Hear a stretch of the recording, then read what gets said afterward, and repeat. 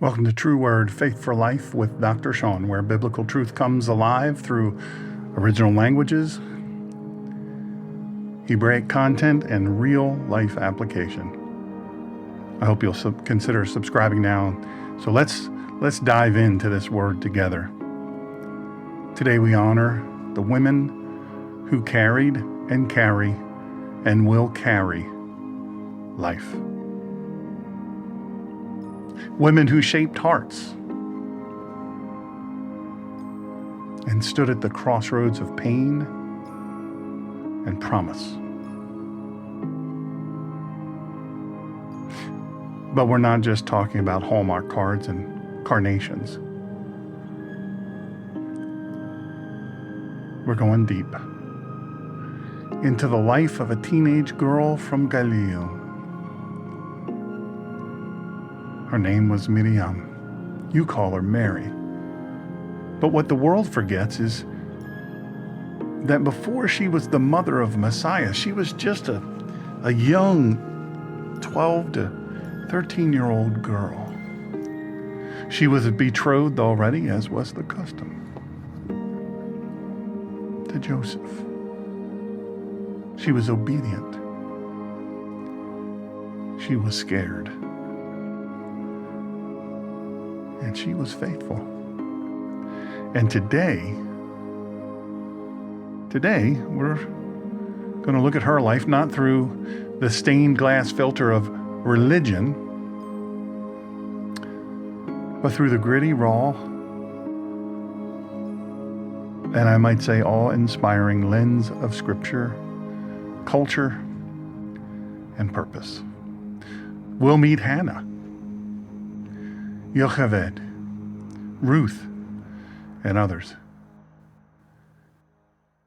And we'll discover what it really means to be a godly mother in a godless world. Who was Miryam? Let's begin with a name, not Mary. Miryam. Same name as the sister of Moses, the one who danced in freedom after the Red Sea. It was a common name, yes, for sure. But nothing about this Miryam was ordinary at all. Luke 1:26 through 38, in the complete Jewish Bible, tells us she was in the Galilee in a town called Nazareth. She was a virgin betrothed to Joseph, a man from the house of David. And then Gabriel, the angel, shows up. Remember what I did? Do you remember when I did that? What are angels really about anyway? It's under the live tab or the video tab. It's under both the Rumble page and the YouTube page, wherever you're listening. Hello to our streaming audience, wherever you're listening as well. I hope you'll consider sharing this with someone who is important to you. So then the angel Gabriel shows up. Shalom, favored lady. Adonai is with you. She was greatly troubled, it says. But that's so light, right? That's so light. Greatly troubled. What was that phrase in Greek? Diaterazo. Diaterazo. That means deep inner turmoil. She wasn't flattered. As you'll remember from my teaching on what angels were really like and what they were about, she was terrified. And yet, she listens. She hears that she will conceive by the Ruach HaKodesh. The Ruach HaKodesh is the Holy Spirit. She knew that she was betrothed to Joseph. She knew that in the Hebraic communities, the Hebrew communities,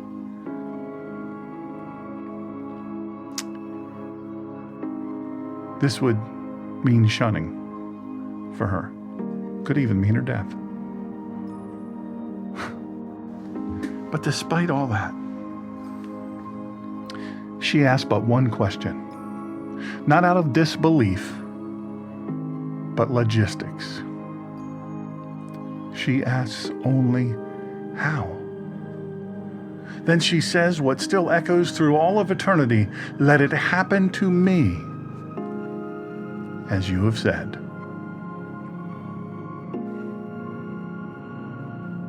That right there, that's not weakness. That's not weakness, that's strength in submission. Dr.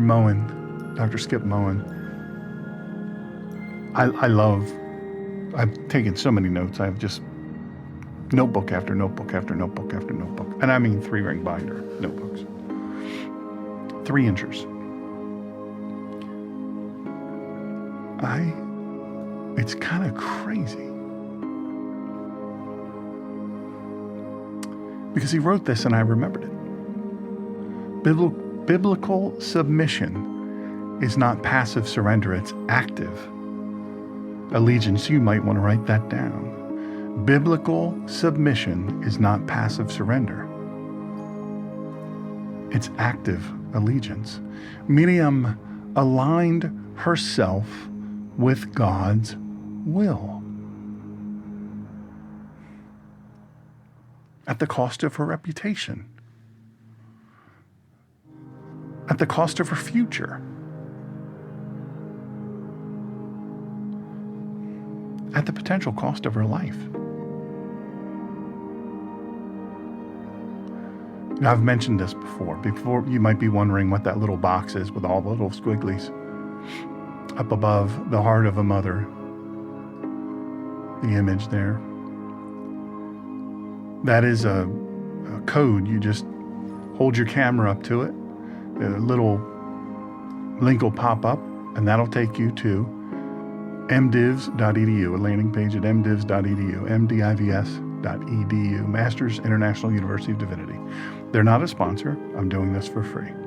I don't get anything for it. You get something for it. If you tell them that Dr. Shawn Greener and the True Word Faith for Life podcast sent you, you'll receive 10% off your tuition for certificate programs. Maybe you want to just get your feet wet. See if you're up to it. See if you like it. What a way to start. Now, let's get into the Word.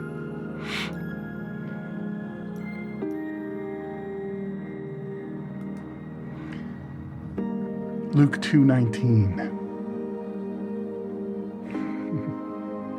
It goes like this. But Miryam treasured all these things and kept mulling them over in her heart. That word treasured.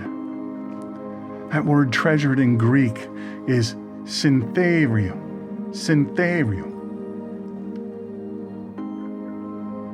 Means to preserve. I just remember. Preserve. To guard carefully. It says she pondered. Symbalo. Symbalo. It means to weigh. To compare. And to wrestle with. She didn't just nod and smile. She meditated. She questioned. She carried the mystery like a hidden flame. Imagine what it meant to raise the Son of God, to clean his cuts, to wash out his bruises, or wash out his cuts and put a little wet rag on his bruises, to teach him to walk, to celebrate his first Passover, to teach him words.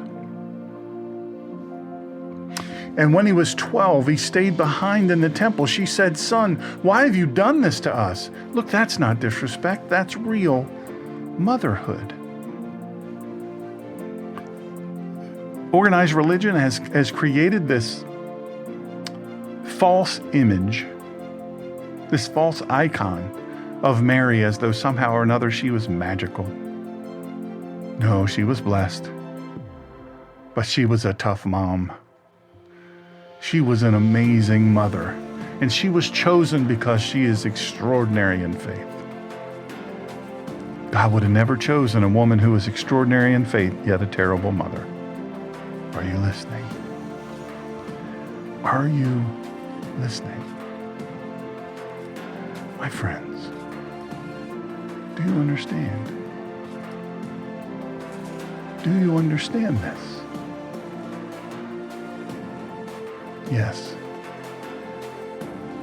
She was an incredible woman. She is an incredible woman of faith. But what an amazing, amazing mother. Son, why have you done this to us? No disrespect. She was in it. She was in it to be the best mother she could possibly be.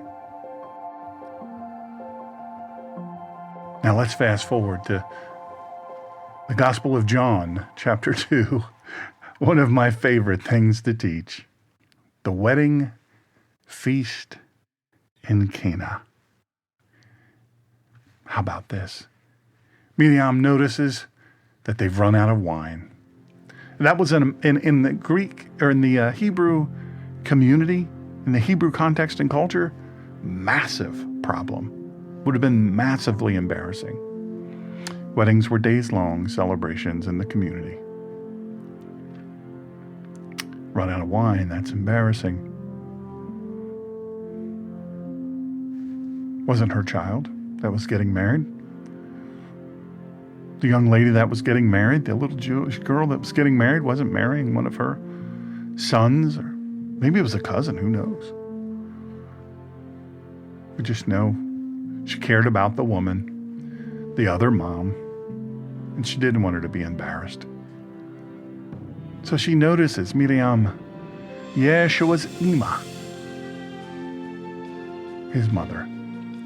She notices they've run out of wine, and she turns to Yeshua, her son, not in a demanding way, just knowing. She knew.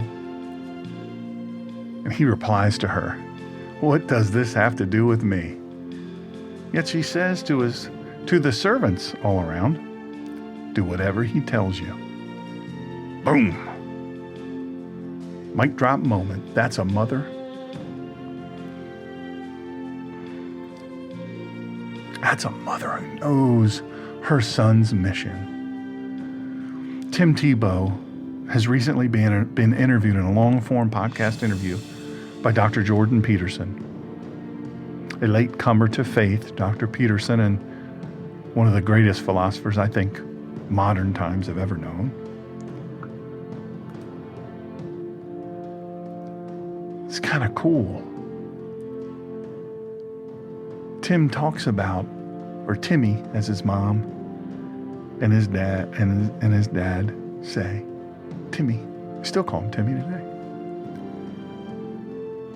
That child who was never supposed to make it on this earth, he was never supposed to survive. Mother was told to abort him. Don't do it. You're going to risk your life. Baby's not going to live, and if it doesn't, it's only going to live a certain little tiny bit of while, and it's going to be awful, and it could kill you. She said, I will do as the Lord calls me to do.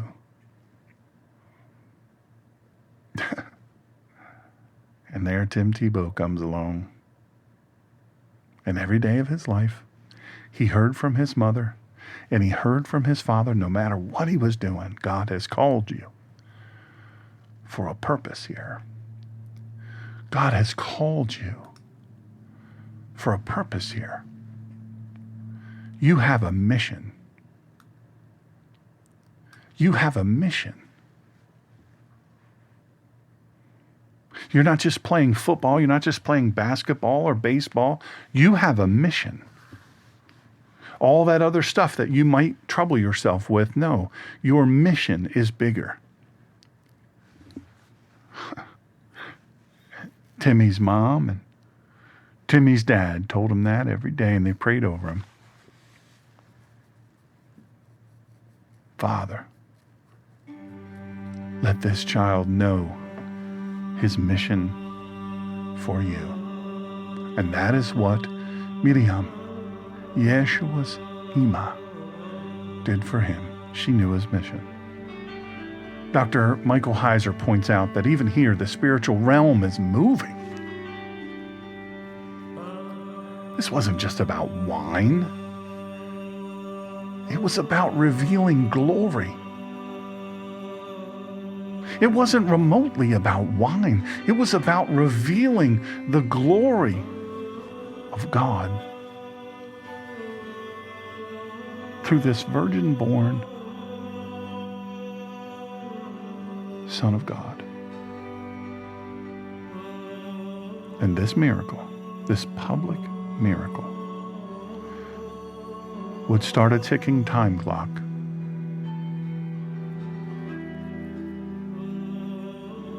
that would end with his dear Ima watching him be her son, her beloved son, be shredded,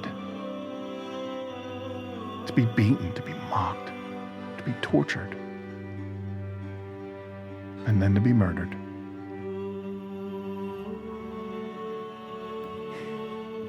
Miryam was not merely present. She was part of the prophetic unfolding. And what is the cost of a mother's love? Oh my, what is the cost of a mother's love? Have you ever thought about that? Have you ever considered the cost of a mother's love? Some of you have paid that cost personally. You've paid that cost, and it's been horribly painful.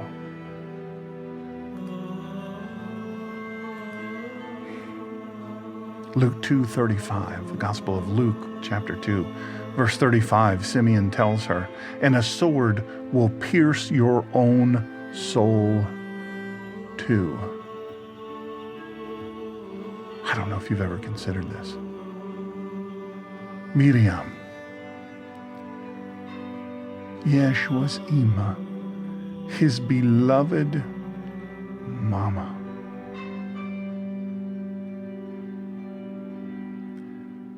She didn't just raise him.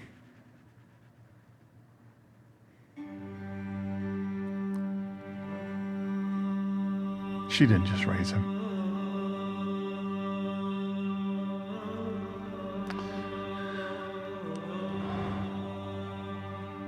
She watched him die.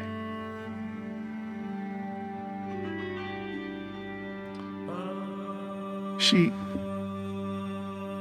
cleaned the scraped knees.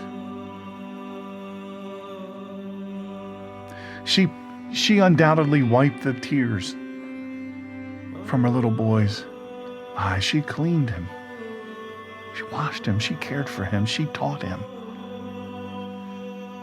Much of his faith that was not divine in origin was taught to him and reinforced by his mother. Miryam, Mary, the mother of Yeshua, did not just raise him. No. She watched him die. John 19, verses 25 through 27. Yeshua on the cross sees her and says, "Woman, here is your son," and to John, "Here is your mother." And even in his final breath, he honored his Ima by looking after her, to seeing to it that she was protected. Can you imagine? Can you imagine the agony of watching your child suffer unjustly and still believe God is good? My friends, I know many of you who are listening are Gold Star moms. And you've gotten that call. You've gotten that notification. You've gotten that vehicle, that military vehicle driving up your driveway.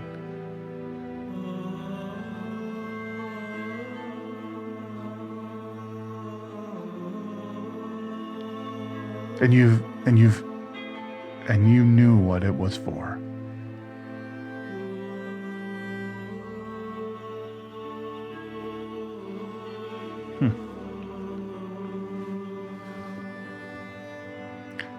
I did a workshop for Gold Star families. I wrote it in an ebook, and it's designed to be done over 3 or 4 days, but we generally did it in 2.5, 3 days. It's called Living Through Grief on Purpose.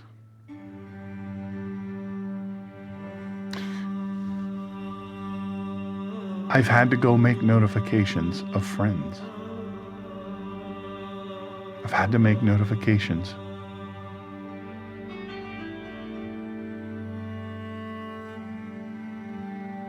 to mamas who lived to teach and to love and to care for and to direct and to build their dear children. Mamas who they scraped together whatever they could scrape together when they went to boot camp. Their children went to boot camp and they were so nervous and so afraid, but they bit their lip and said, no. I can't let him see me worry. We were at war for 20 plus years. I think we'll always be at war.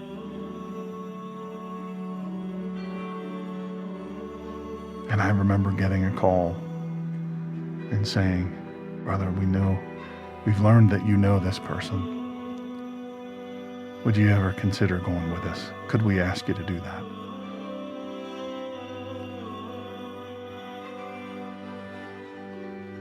And I did. And I've watched the face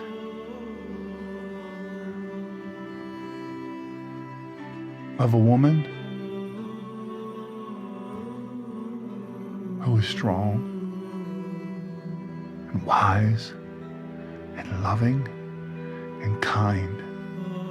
I've watched that face come to the door, contorted and screaming and yelling in a voice I would never have attributed to her. I've watched them fall to the ground and scream and wail.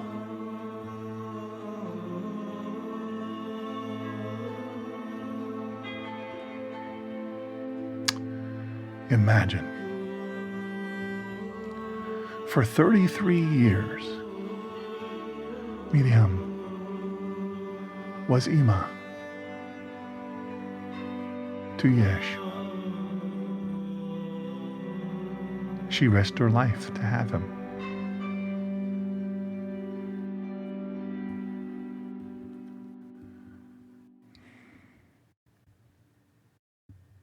Can you imagine? And yet, it's not out of place to consider. She would ask, a reasonable person would ask, a person of great faith would ask, is God still good? Genesis 3:15 said the woman's seed would crush the serpent, and that seed grew in Miryam's tomb, in Miryam's womb. Dr. Moen calls her the embodiment of the Ezer Kenegdo, the strong, face-to-face ally, not a sidekick, but a warrior in spirit, a nurturer in flesh. I want you to take a deep breath. Heavy stuff. See, I understand. Those of you in chat, thank you for joining. Love you guys. Thank you so much for joining. That means the world to me. God bless you. I know this is heavy. Take a deep breath. If you're ready to go deeper in your biblical education, check out Masters International University of Divinity. www.mdivs.edu, mdivs.edu. Doesn't matter. Whatever you're pursuing, ministry, theology, biblical studies, you just want to go deeper. They offer lots of flexible, affordable programs for serious disciples.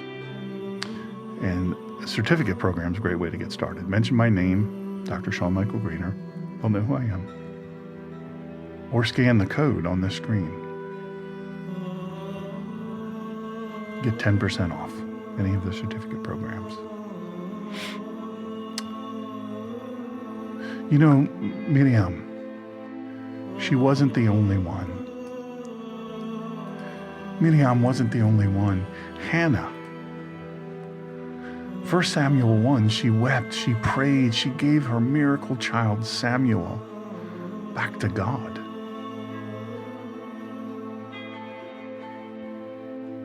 That's radical trust.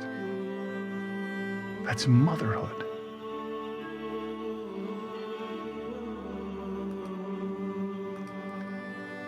Can you imagine? That's motherhood. In a manner which I just don't know. Can you even imagine?